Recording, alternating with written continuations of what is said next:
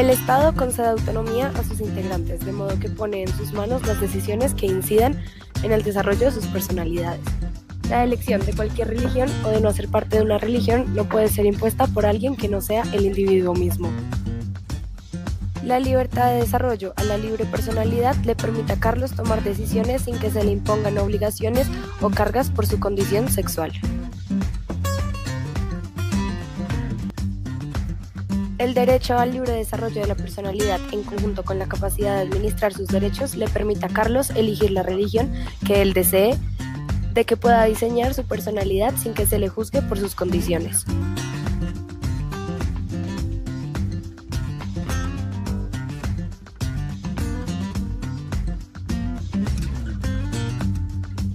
En cuanto a los derechos de libertad religiosa, Carlos tiene razón.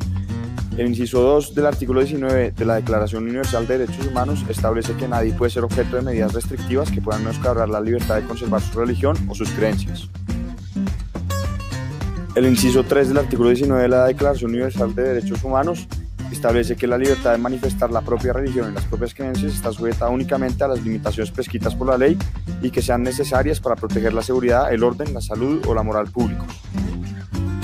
El inciso 4 del artículo 19 de la Declaración Universal de Derechos Humanos establece que los padres, y en su caso los tutores, tienen derecho a que sus hijos o pupilos reciban la educación religiosa y moral que esté de acuerdo con sus propias convicciones.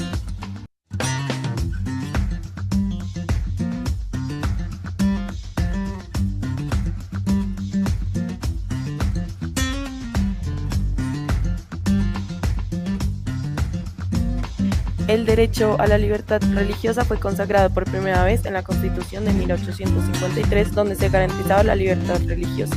Con la Constitución de 1886, Colombia es reconocido como un Estado católico. La Constitución de 1991 declara el derecho a la libertad religiosa en el artículo 19.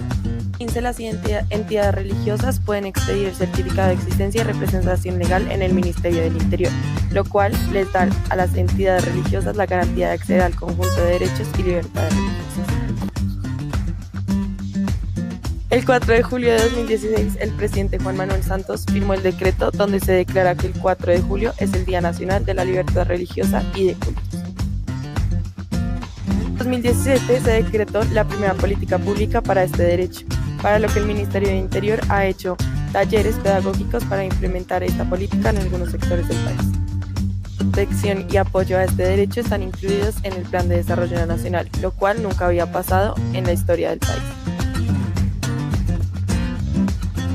Este derecho tiene concordancia con otros derechos fundamentales como el derecho a la igualdad, la libertad de conciencia, el libre desarrollo de la personalidad y la libertad de expresar o difundir el pensamiento, comprendidos en los artículos 13, 16, 18 y 20.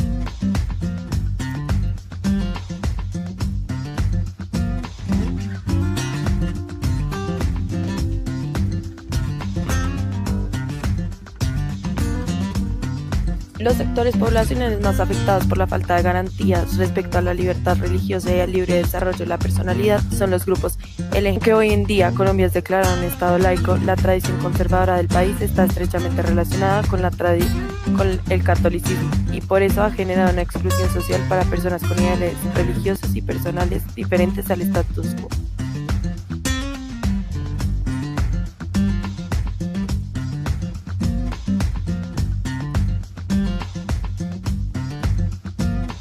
La posición del Estado tiende a ser un poco más liberal con respecto al tema. El reto para que este derecho se garantice de forma efectiva está en que las entidades religiosas logren tomar una posición donde no obstaculicen el movimiento de otros derechos, como lo es el libre desarrollo de la personalidad.